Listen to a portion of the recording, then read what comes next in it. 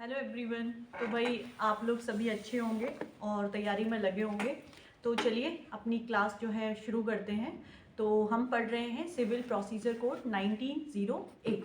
तो इसमें हमने जो कल की क्लास थी डेफिनेशन जो सेक्शन है 2 उसको कंप्लीट ही कर लिया था। हम डेफिनेशन के जो सेक्शन 2 है उसके 14 पे थे, ठीक है।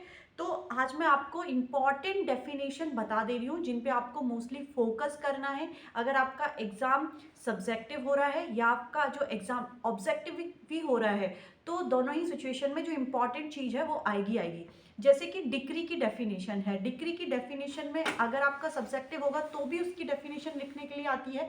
कितने प्रकार के होते हैं वो भी पूछा जाता है और ये ऑब्जेक्टिव में भी पूछा जाता है, ठीक है।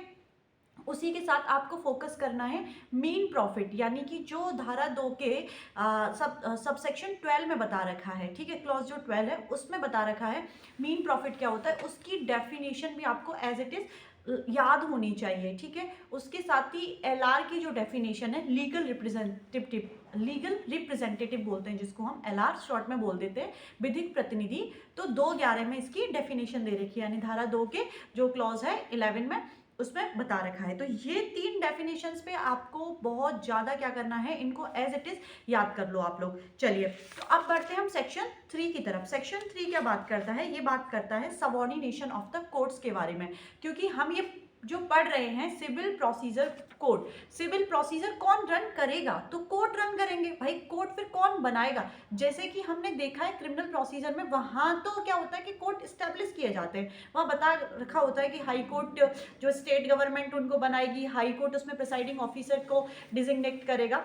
तो पर लेकिन सीपीसी में हम प्रिज्यूम करके चलते हैं कि यहाँ पर कोर्ट जो है पहले से स्टैब्लिश्ड है, बस हमें उनकी हिरार्की देखनी है। तो जो सेक्शन 3 है ना, वो आपको सिंपली कह रहा है कि जो हाई कोर्ट है वो सुप्रियर रहेगा, जो हाई कोर्ट है वो सुप्रियर रहेगा। उसके सबऑर्डिनेशन में कौन वर्क करेगा, डिस्ट्रिक्ट कोर्ट वर्क करेगा। और डिस्ट्रिक्ट कोर्ट के सबऑर्डिनेशन में कौन वर्क करने वाला है, जो सिविल जजेस होते हैं या स्मॉल कॉज कोर्ट होते हैं, तो इसके सबऑर्डिनेशन में वर्क करते हैं, ठीक है। तो ये हो गया आपका सेक्शन 3 सबऑर्डिनेशन ऑफ कोर्ट। यहाँ पे सेक्शन 3 नंबर सेक्शन का और सेक्शन का जो मार्जिनल नोट है वो इंपॉर्टेंट है अपने लिए, ठीक है। अब आ जाते हैं सेक्शन 6 के बाद सेक्शन 5। सेक्शन 5 क्या बात करता है, application of the code to revenue codes के बारे में बता रखा है। ये कह रखा है अगर अपनी जो रिवेन्यू कोड्स बने हुए हैं किसी भी डिस्ट्रिक्ट में, तो रिवेन्यू कोड्स क्या करेगा, अपना प्रोसीजर पहले से प्री डिफाइन रखेगा। अगर मान लो अगर उसके पास प्रोसीजर की कमी है तो वो क्या कर सकता है, सीबीसी के प्रावधानों को भी अप्लाई कर सकता है by deciding any revenue matter, ठीक है। कोई भी रिवेन्यू मैटर है, रिवेन्यू कोर्ट के समक्ष है,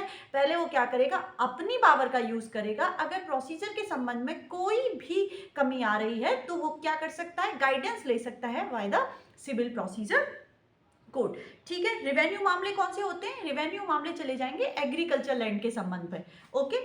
now move to the next section. अब आते हैं pecuniary jurisdiction. Pecuniary jurisdiction section 6 है, पर उससे पहले हमें समझना है क्या आज का जो हमारा टॉपिक है वो है jurisdiction of the civil courts, यानी कि क्षेत्राधिकार, न्यायालयों का क्षेत्राधिकार। तो हम देखो क्षेत्राधिकार को ना 3 भागों में बांटेंगे। कितने भागों में बांटेंगे, 3 भागों में बांटेंगे। तो पहला जो आपका क्षेत्राधिकार रहता है वो विषय वस्तु संबंधित क्षेत्राधिकार है, जिसको इंग्लिश में बोलते हैं सब्जेक्ट मैटर जुरिस्डिक्शन, ठीक है। फिर उसके बाद सेकंड जो आएगा टेरिटोरियल जुडिक्शन को बोलेंगे, है ना, प्रादेशिक क्षेत्राधिकार के नाम से जाना जाएगा। और तीसरा जो रहेगा वो है पिक्यूनरी जुडिक्शन, जो कि सेक्शन 6 में है। तो जो न्यायालय गठित हो रखे हैं, कहाँ पर, सिविल न्यायालय जो गठित हो रखे हैं किसी भी जिले के अंतर्गत, तो उन न्यायालयों में किस प्रकार की क्षेत्राधिकारता रहेगी। सबसे पहले है विषय वस्तु संबंधी क्षेत्राधिकार। तो विषय वस्तु, अब इसी को यहां से जैसे हमें याद आता है कि सब्जेक्ट मैटर संबंधी जुरिस्डिक्शन को देखना है, तो आपको सेक्शन 9 रेफर होना चाहिए। क्या होना चाहिए, सेक्शन 9 पे आ जाएंगे। सेक्शन 9 क्या बोलता है कि court to try all civil suits unless what. तो कोर्ट क्या करेगा, सभी सिविल नेचर के सूट्स को क्या करने वाला है, डिफाइन करने वाला, उनको डिस्प्यूट को रिजॉल्व करने वाला है, ठीक है। पर लेकिन यहाँ पे दो वर्ड यूज हुए, एक्सप्रेसली और इम्प्लाइडली बार ना हो कॉग्निजेंस लेने से। यानी कि जो सिविल कोर्ट है ऐसे सभी मामलों में जो सिविल नेचर के मामले हैं उसमें अधिकारता रखेगा, उन मामलों को सुनेगा, उन मामलों का विचारण करेगा और उनमें निर्णय देगा। पर लेकिन ऐसे मामलों में निर्णय नहीं देगा जो कि सीपीसी ने जिनको एक्सप्रेसली बार किया हुआ है या इम्प्लाइडली उन पे बार लगाया हुआ है, तो ऐसे मामले को नहीं सुना जाएगा। ठीक है, अब वो एक्सप्रेसली इम्प्लाइडली बार का मतलब क्या होता है, जैसे कि आपके पास आगे हम पढ़ेंगे स्टे ऑफ सूट का प्रोविजन है, बार टू फर्दर सूट है, उसी के साथ साथ रेस्ट जुडिकेटा है, तो ये सभी क्या करते हैं, ये बार करते हैं सूट को ट्रायल या कॉग्निजेंस लेने से। सिविल नेचर सूट को आप कैसे पहचानोगे कि कोई मामला सिविल नेचर का है या नहीं, तो देखो सिविल नेचर के मामले में मोस्टली जो पार्टी होती है क्या चाहिए होता है, आपको कॉम्पनसेशन यानी प्रतिकर चाहिए होता है, या फिर उस पक्षकार को उसी स्थिति में लाने का प्रयास किया जाता है अगर वो घटना उसके साथ घटित ना हुई होती या फिर वो ग्रीवांसेस उसको ना हुए होते। तो ठीक है, इसको बोलते हैं सिविल नेचर। और क्रिमिनल नेचर में हमारा क्या मेन ऑब्जेक्ट रहता है, टू पेनलाइज अ पर्सन, उसको पेनल्टी इंपोज करना, और सिविल में उसको कॉम्पनसेट करना, इसलिए सिविल नेचर का सूट माने जाएंगे। जैसे संपत्ति संबंधी अधिकार है, सेक्शन 9 का जो एक्सप्लेनेशन है वो कहता है अगर आपका कोई भी राइट है रिगार्डिंग द इमूवेबल प्रॉपर्टी या फिर रिगार्डिंग द मूवेबल प्रॉपर्टी या फिर किसी भी पोस्ट से संबंधित अधिकार है, पद संबंधी कोई अधिकार है, तो वो सिविल नेचर का डिस्प्यूट माना जाएगा। ठीक है, और उसी के साथ साथ अब ये जरूरी नहीं है कि अगर आप फ्री में भी सर्विसेज दे रहे हैं और आप उस सर्विसेज को देना बीच में बंद कर दें, तो वहां पर वो व्यक्ति क्या कर सकता है, आपको बाध्य कर सकता है अपनी ड्यूटी को फुलफिल करवाने के लिए जो आप कर रहे थे। ठीक है, तो ये आएगा सिविल नेचर। एक यहाँ से क्वेश्चन बनता है कि क्या सिविल नेचर के सूट्स नहीं होते हैं, सिविल नेचर के मामले क्या नहीं होते हैं, तो ये एक 5 नंबर का क्वेश्चन बन सकता है। तो आप उसमें एक नंबर मैं बता रही हूँ, तो सबको लिखना है प्योरली रिलीजियस जो क्वेश्चंस होते हैं उनको सिविल कोड डिसाइड नहीं करता है।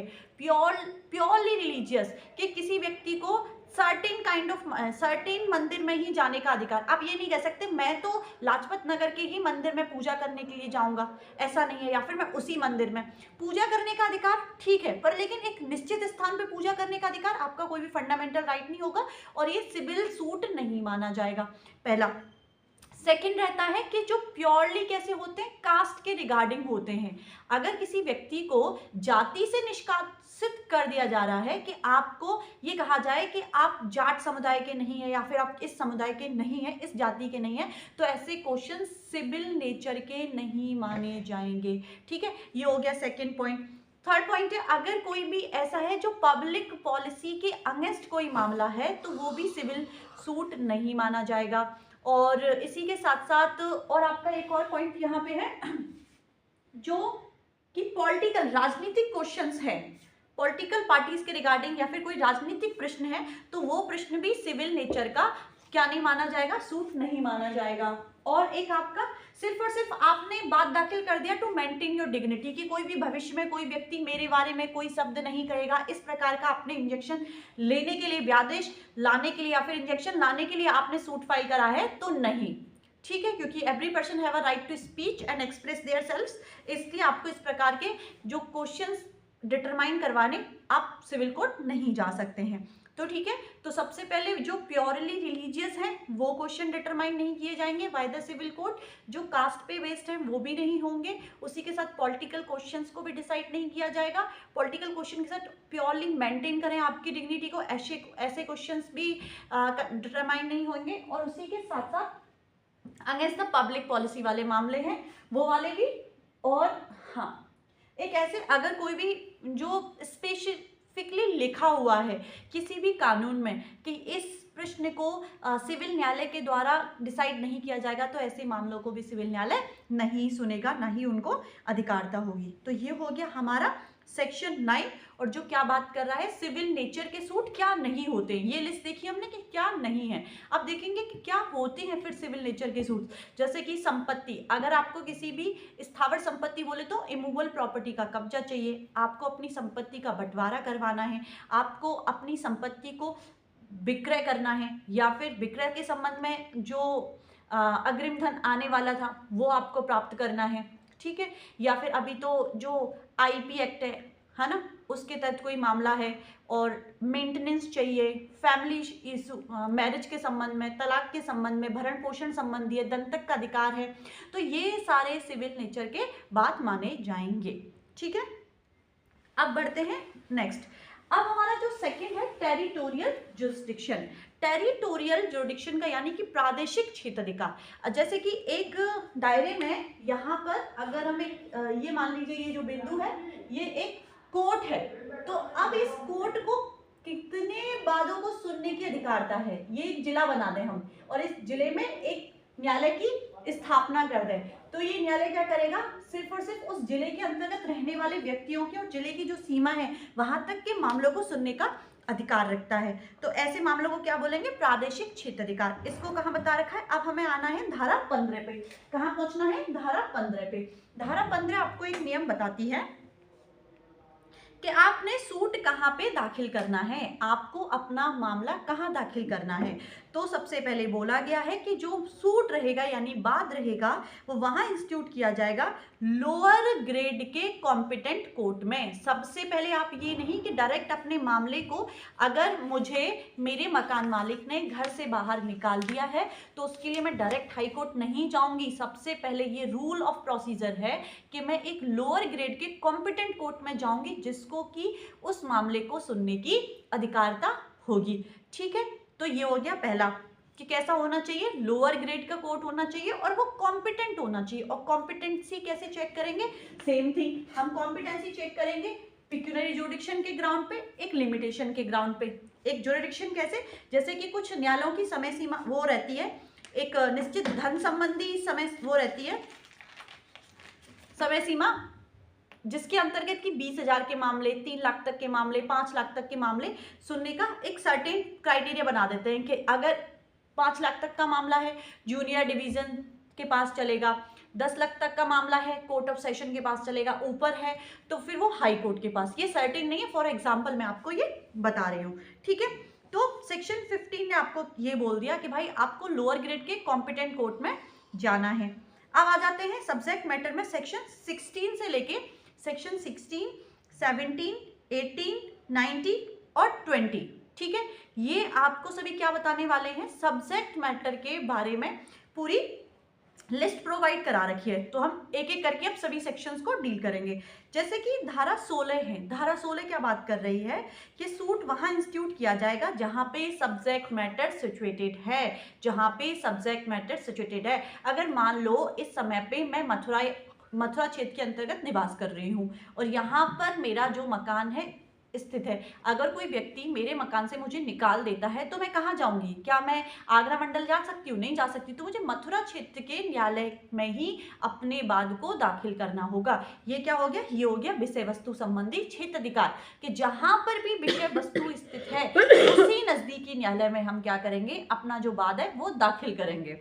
ठीक, तो सबसे पहले यहाँ पे लिस्ट बता रखी है सेक्शन 16 में, क्या लिस्ट दे रखी है कि अगर आपको रिकवरी करनी है इमूवेबल प्रॉपर्टी की रेंट के साथ या फिर उसके प्रॉफिट, तो कहाँ जाएंगे, इसी क्षेत्र में जाएंगे। सेकंड लिस्ट है, अगर आपको पार्टीशन करवाना है इमूवेबल प्रॉपर्टी का, फोरक्लोजर चाहिए, सेल करवाना है, रिडीम करवानी है मॉर्गेज प्रॉपर्टी, चार्ज लेने हैं, या फिर आपको डिटरमाइन करवाना है राइट और इंटरेस्ट इमूवेबल प्रॉपर्टी का, या फिर आपको कॉम्पनसेशन चाहिए इमूवेबल प्रॉपर्टी के संबंध में कोई भी रॉन्ग हुआ है तब, तो वहां पे कहाँ सूट इंस्टीट्यूट किया जाएगा, सूट इंस्टीट्यूट होगा the court within the local limit of whose jurisdiction the property is situated, the property is situated, जहां भी संपत्ति स्थित है उसी न्यायालय के क्षेत्राधिकार में हम अपने मामले को दाखिल करेंगे। और वो कैसा मामला, संपत्ति संबंधी मामला, धारा 16 में सिंपली आपको ये बता रखा है।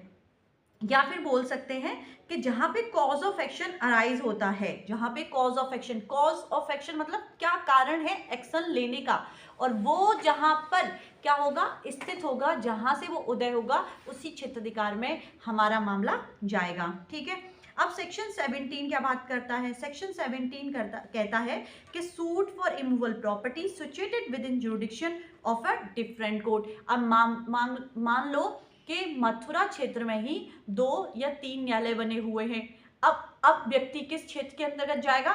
व्यक्ति उस क्षेत्र में जाएगा जिसमें कि पार्ट ऑफ यानी पोर्शन ऑफ प्रॉपर्टी आ रहा है, जिस न्यायालय की सीमा के अंतर्गत पोर्शन ऑफ प्रॉपर्टी आता है। कहाँ आता है? जिस न्यायालय की सीमा के अंदर पोर्शन ऑफ प्रॉपर्टी आएगा उसमें दाखिल करेंगे। ठीक है, 17 ये बात करता है। अब आते हैं 18 पे।